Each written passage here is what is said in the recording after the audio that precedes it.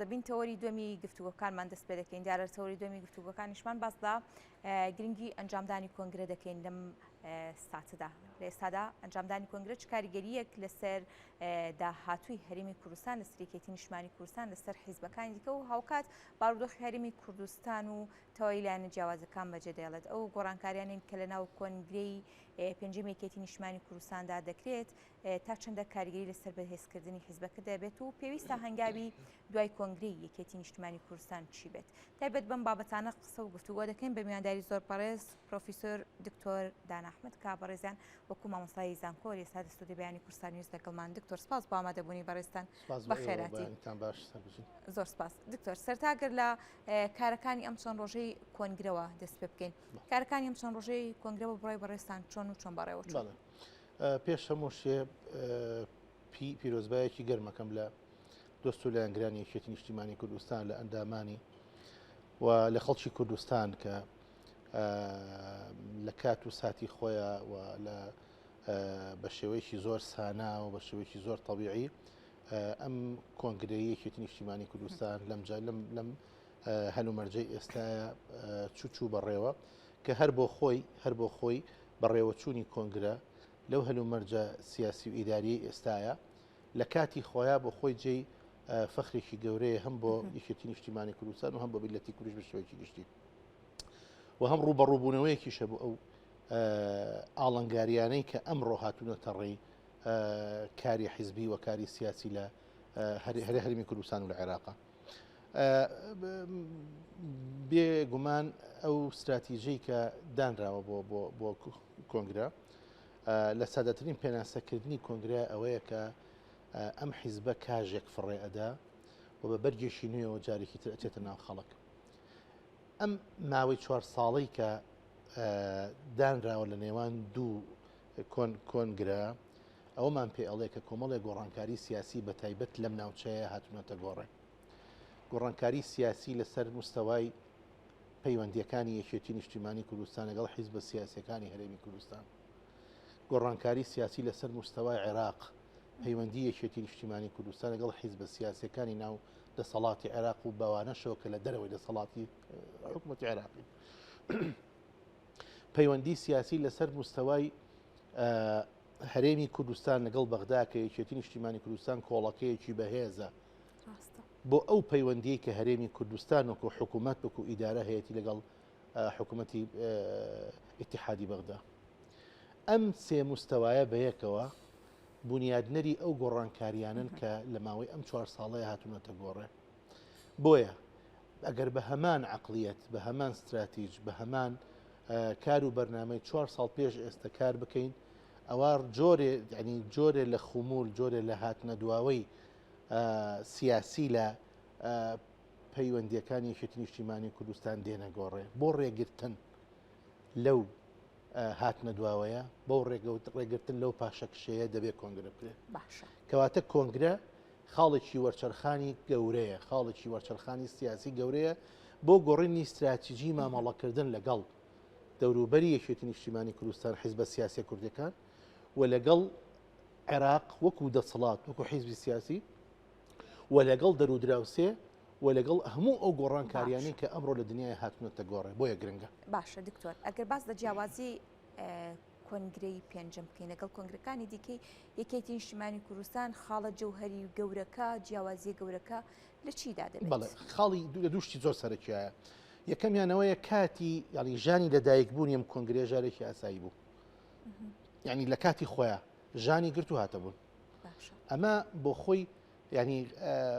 ئەتوانم بڵێم گەورەترین دەستکەوتە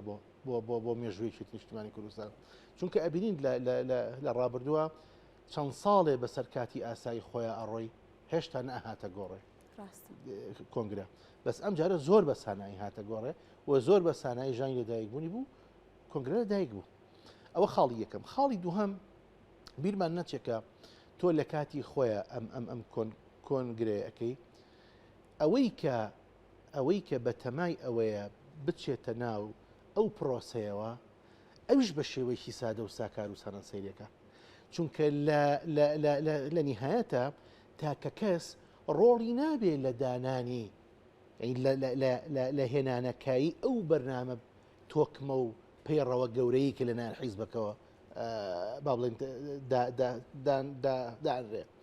تاک بەشێگە بێ لەو گۆڕانکاریە تاک بەشێگە بێ لە جێبەجێکەری ئەو پەیڕەوە ئەو بەرنامەی کە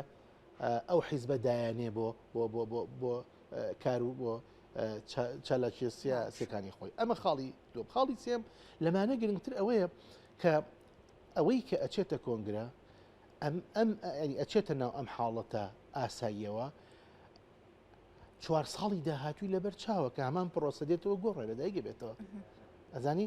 بۆیە هەموو شتەکان ینی بوون بە ئەندام نەبوون بە ئەندام بوون بە سەرکردایەتی نەبوون چزانم بوون بە ئەنجومەنی باڵا نەبوون هەموو ئەمانە بە حاڵتێکی طبیعی تەماشاکرێ بۆ چونکە فرسەتەکە نزیکە فرسەتەکەی تر نزیکە ئەمە یەک دوو کارکردن لەسەر مستەوای تاگ نامێنێ کارکردن لەسەر مستەوای حیزبەکە مێنێ ئەزانی کارکردن لەسەر مستەوای حیزبەکە لە ئەندامێکی خواری خوارەوە تا ئەندامێکی سەری سەرەوە کە سەرۆکی نیشتیمانی کوردستانە ئەبنێ بەشێک لە جێبەجێگەری ئەو کار و بەرنامەی کە ئەو حیزبە هەیەی بۆیە لەم سێ ڕوانگەیەوە کە تەماشای ئەەکەی ئەگەیتە ئەو خۆشنودێ ئەو قەناعەتەی کە لەدایکبوونی ئەم جارەی کۆنگرە لەم حاڵەتەی ئێستاە یعنی زۆری جیاوازە لەگەڵ ئەوانی ترە و زۆر بە جوانی تەماشا ئەکرێت و زۆر بە شێوەیەکی طبیعی لەلایەن ئەندامەکانیەوە تەقبول کراوە تۆ بزانە لەم کۆنگرە هیچ مشکلێک نەبوو ئەزانی نە لەسەر دانانی توزانە لەسەر کاتی نە لەسەر ڕوودانی نە لەسەر درێژکردنەوەی نە لەسەر بڕگەی لە بڕ هیچ مشکلێکمان نەبوو ئەزانی بۆیە ئەمە بۆ خۆی باشترین وەڵامە بۆ ئەوەی کە کۆنگرە لە کاتی خۆیدا بگرێت چ قازانجیە باشە دکتۆر هەڵبەتە چەند گۆڕانکاریەک لە کۆنگری پێنجمی یەکێتی نیشتیمانی کوردستان دەکرێت ئەو گۆڕانکاریانە تا چەندە با بڵێن خاڵی بەهێزی یەکێتی نیشتیمانی کوردستان دەبێت یاخود بە پێشەوانەکە ئەم گۆڕانکاریان کاریگەری نەرینی بەجێ دەهێڵێت لەسەر حیزبەکە بەڵێ ئێمە کە باز لە ڕوودانی با بڵێن لە گرتنی ئەم کۆنگرەیەکەین ئەبێ ئەوەمان لەبەر چاو بێ کە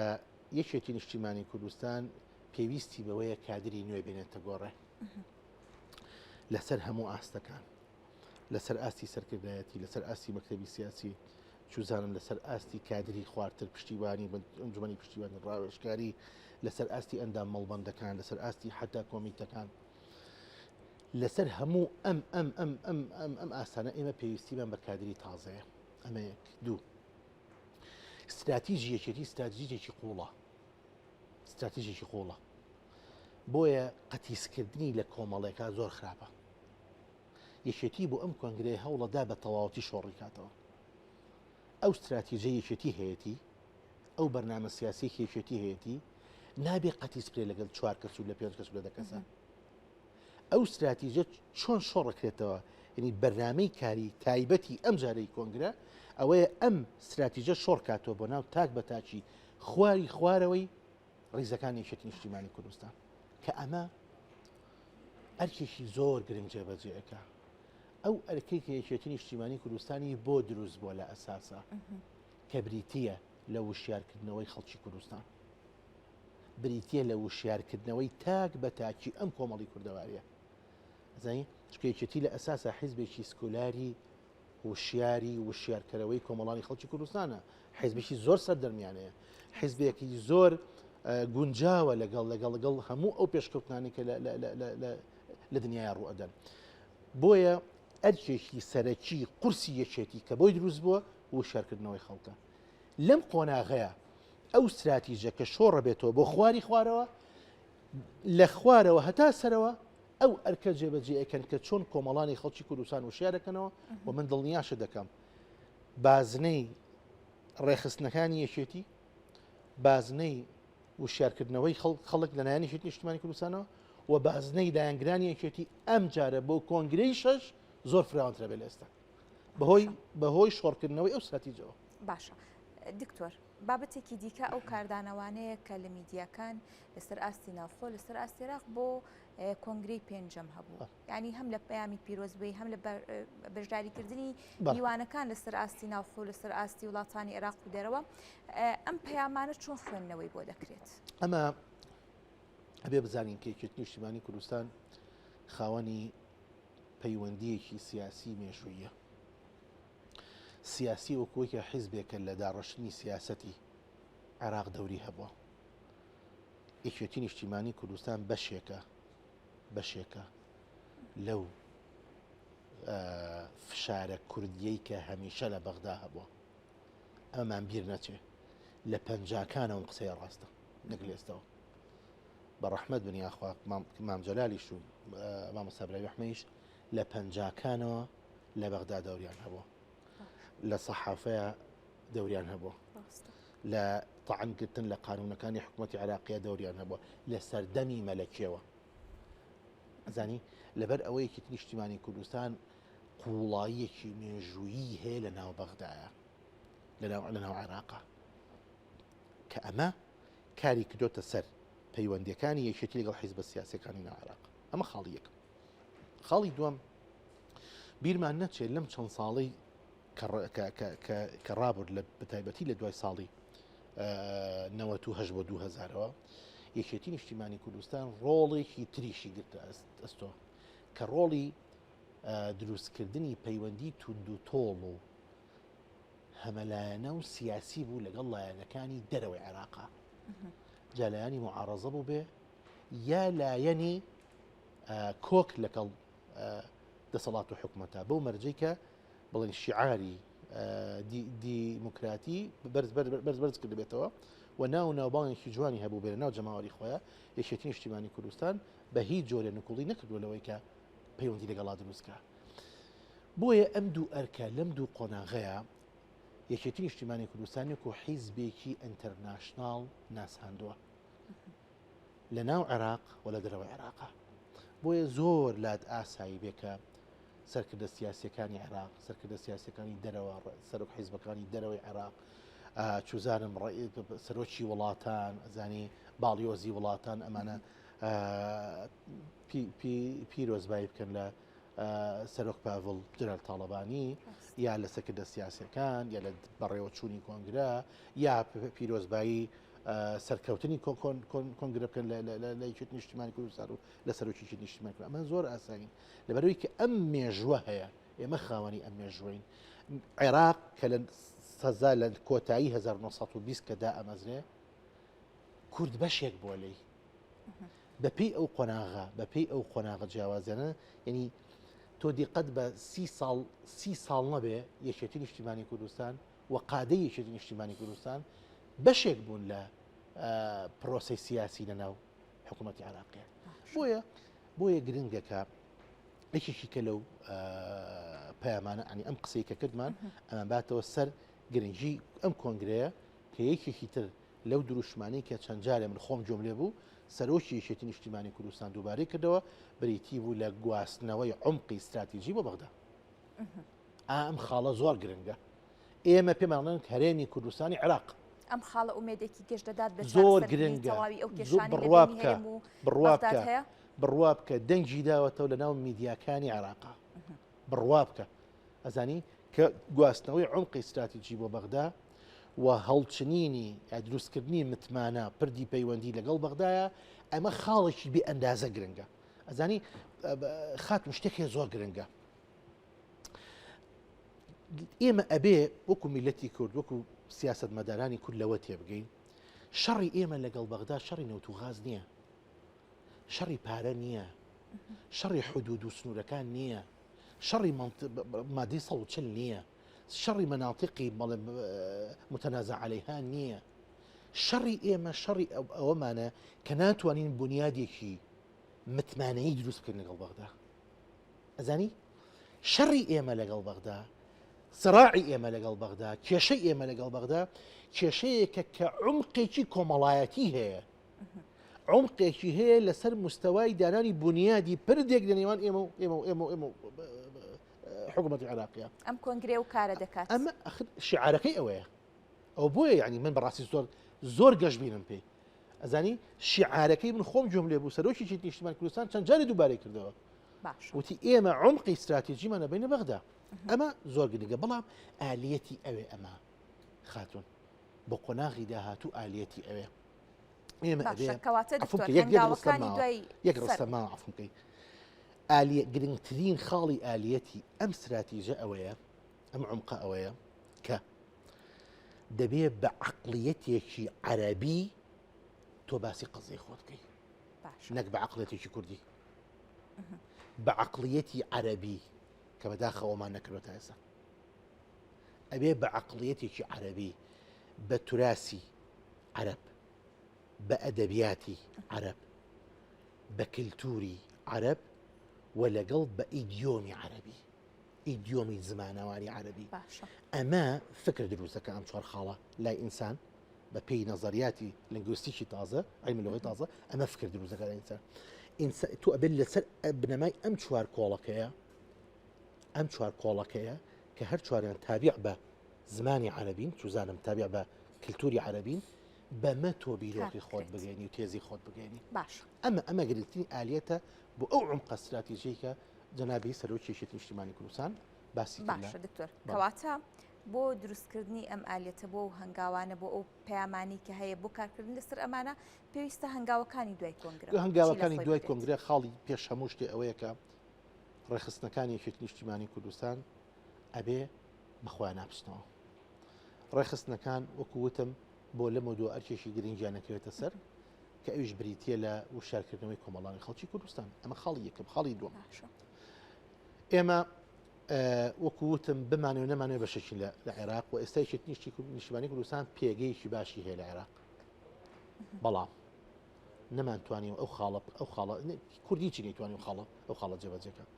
ئێمە چۆن ئەتوانینەوە جێبەجێکەین دەبێت کادیرمان هەبێ بە ئەو مەبەستە دەبێت کادیری شارەزا لەو بوارە بنێری بنە بەغدا و ئەم کێشانەمان بۆ چارەسەرکە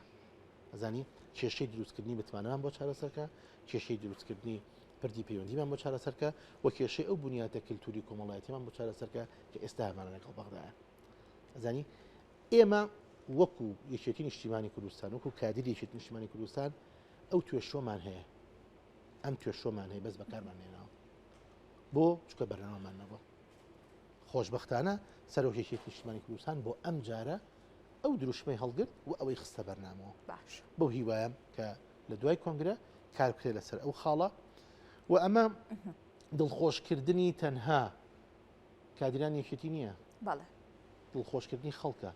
ئەوە کار نییە بۆ یەکێتی نیشتیمانی کوردستان بەتەنیا کارە بۆ خەڵک خزمەتکردنی خەڵکە خۆشنودکردن و با بڵین